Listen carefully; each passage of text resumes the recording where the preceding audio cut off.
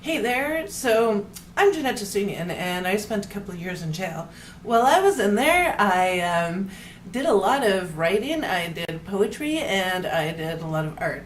I know as soon as I get out, if I try to bring all my writing to a publisher, that they'll be like, oh, you were a girl who spent time in jail and did art and poetry? Well, that's nice, little girl. Oh, here's $5 for a sketch. Instead of, taking me seriously like a person. Okay, I'll get out. I'll just do this shit myself. So here's a little instructional video on how to make your own book when when you're broke. First thing I did when I got out of jail is scan all my work. Down here. So I decided to call my book Songs from the Slammer. And into Microsoft Word, I made sure that the layout was legal because that's the final size that I wanted, was half that size in a book. And I put it in 2 columns. So my first page was Songs from the Slammer. I take a walk in my shoes. And I printed them all off. So I kept folding everything in the order that it's supposed to be in. So I would have, my first page, my second page, my third page, my fourth page. If you're going to be doing anything with paper, is get a number 11 X-Acto knife. This is a number 11 X-Acto knife. You want to get lots of blades because you're going to be replacing them a lot. They're sharp. You have the sharp end and then you have the dull end, and you're going to be using both of them. So in order to cut your paper, the covers were cut out of by a regular sheet of Bristol board. So I believe I got 3 covers per sheet. So the cover, you want it to be slightly bigger than the rest. So you see how it's slightly bigger there. You want to measure the size of what your book's going to be, and you want to also leave room for a spine. So you want to take the approximate size of what it's like in there. Now, where everything's folded, it's going to be slightly bigger. So, and when there's glue on it, it's going to get slightly bigger too as well. So once you have your measurements out, what you end up doing is, I'll use another sheet because I don't want to ruin one that I already have, but this one was a mock-up. So you measure where the 2 is. It's nice to have one of these steel rulers if you're using an X-Acto knife. If you use a wooden one, well, I think it's pretty self-explanatory. So you want to use the sharp edge to actually cut out your design, and you want to use a dull edge to score it. So you want to get the 2 points. You want to score it, and you will do that on the outside, and then you will fold it in. Or you could do it the other way too, but just remember which way you do it. A lot of folds will affect your book. Then you have a book. I did this by eyesight, by the way. And you stick your book in there. And here's my book in actual order. So these pages were ones like this.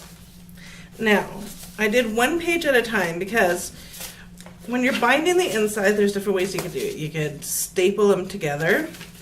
You could sew them together, but what I did was I took some bookbinding glue, which you could pretty much get at any place, art supply store. I took a brush, and it's preferred to have one that's round, like a rounded one that's flat, so you got a lot of surface on the top. And you take the bookbinding glue, and you take this, you stick some bookbinding glue in a little like a shot glass or something, stick it in, put it all along the edges here. So I made sure to get everything tight, put it along the edges here, put it along the edges of my cover, stick it in my cover, and attach it. So what I also did was I scored through the cover to make this effect.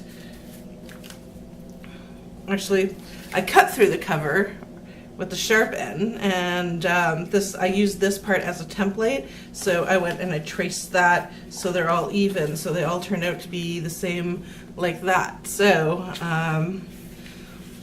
when you score it, you open it up and there's the first page.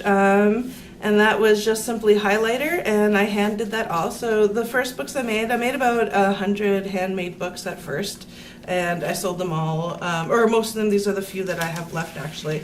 I'm not making any more because I consider them to be collector's items right now.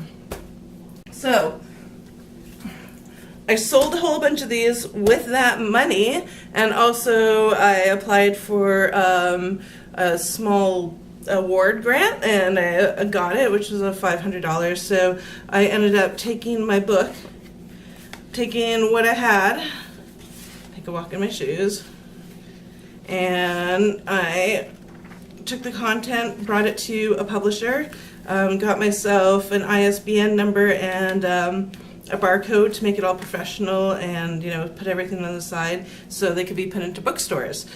So basically I started off with maybe, I don't know, $40 worth of material with the printing, and well, I suppose getting this was about $20, and same with this was extra, but it really doesn't cost much to start off with your own book, and then the next thing you know, you have money to actually take it to a printer, which is what I did. So by the time I got around to printing my next book, I didn't even, make it handmade. Of course, it's, over 200 pages, and it's like all text. So that one I brought right to the printer itself. So it was very difficult to put together these books in a shelter. I mean, not that it was hard or anything. Actually, it's very easy for me to do. But the problem is I'm putting it together, and I'm being all confident, and I'm being sure of myself, and I'm being all, determined and businessy. And unfortunately, when you're stuck in a women's shelter, which means that, well, this one was a halfway house designed for women who just got out of, incarceration. So what they're used to, if they see a woman who's moving and shaking, she must be a drug dealer or a hooker, because that's what we do to women. We downgrade them to that.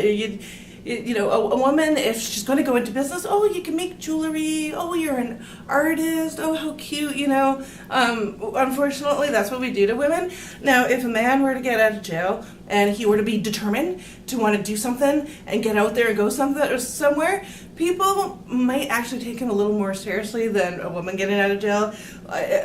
You know what?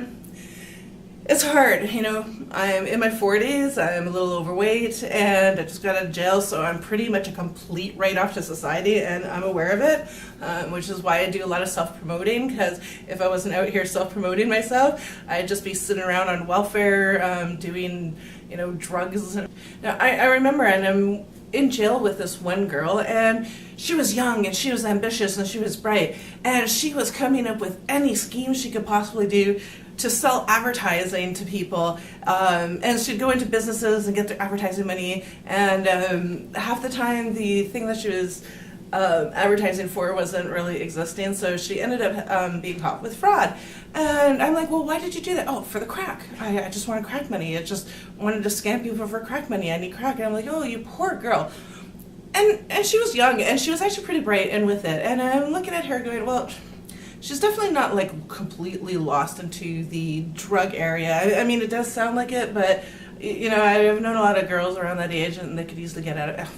Anybody could get out of it at any age. So, but I'm looking at her, and I'm looking at her and the way she's talking. I'm listening to the other girls who are dealing drugs talk, and I'm going, wow, do you know if you actually put your efforts, those business efforts, into a legitimate business, you could probably actually get to keep the money because you're doing legitimate business, and you're doing the actual same thing, and you'll get the same rush and the same high off of, getting that money. I know I'm a competitive person, and I've been, into sales and stuff before. So I know exactly what these, women are getting off on. They're getting off on actually like accomplishing something and achieving something and going for that goal and getting it. And I totally understand that, but they're doing it around drugs. And I told them, you could be doing this legitimately. You could be, legitimate businesses and getting fulfilled, and you can still go out on the weekends and do all the drugs you want, or in the evenings. Like a lot of business people, some of them are dead sober and are perfectly, are wonderful that way, but other ones party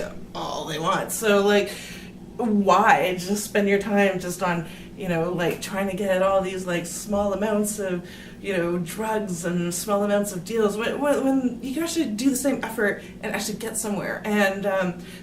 And you kind of realize, well, you know what? If they were around those circumstances where they were encouraged, they would probably be doing something other than dealing drugs or selling their bodies. They'd have the mind for it. They know money. They know how to pay rent and all this stuff. And then what do? You go and you try to get them some counseling, and it's like, oh, you poor drugged up girl. Oh, we'll teach you how to do things like save money and pay bills. As if, somebody doesn't know how to do that already. That's actually not what their problem is. That's not at all. Actually, part of their problem is going, oh, you poor little thing, you got to do this and that, because you're actually keeping those people down into that level, which sucks. So why not teach them how to do things like write poetry and put it together in their own book and go out to the public and, promote themselves? Because, hey, you know what? Anybody could really do it if you have the mind to put through it, right? Like, just go out and do it. So, anyways, I'm here in this halfway house, and I'm trying to put all this together.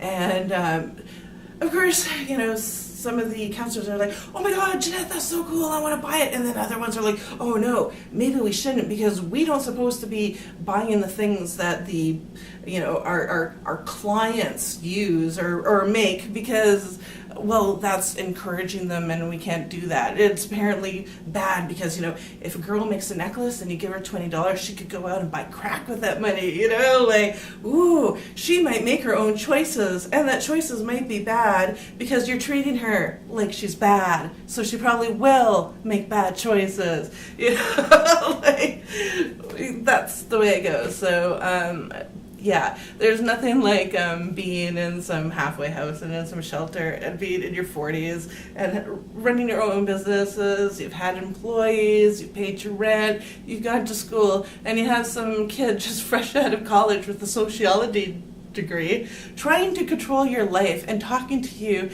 as if you're completely stupid and haven't done anything since kindergarten. And it's like, wow, yeah, you're really good at, improving the lives of those downtrodden women there. So, yeah, that's no good. No, is it? No. We don't like that. None of us women like that. Treat us like human beings, and we will do something. If it's something that I've learned that people with the most, hardest learning difficulties out there, that may be, the more slower people in life, still know how it's like to earn money and pay a bill. If you can't earn money and pay a bill, then you really do seriously need some help. But a very small percentage of people are really that desperate in need of some kind of help. Most people know how to pay bills if they have a chance to just go do it. And if it's something that I've learned about being incarcerated and then having to go through like the shelter system and stuff like that, as a woman, it's you're encouraged because you're a woman, and because you're poor, you must be stupid, and because you're poor and must be stupid, all you could do is, for life, your only hope is to get yourself diagnosed with a mental illness and go on disability and sit in an apartment and let the social services take care of you. That's what your life's supposed to be. And then, if a woman goes for help, that's pretty much all that she gets, streamed in. Unless she's, right out of high school, then maybe somebody might encourage her to go to college or something like that. But if you're past that stage, that's all you get encouraged to do.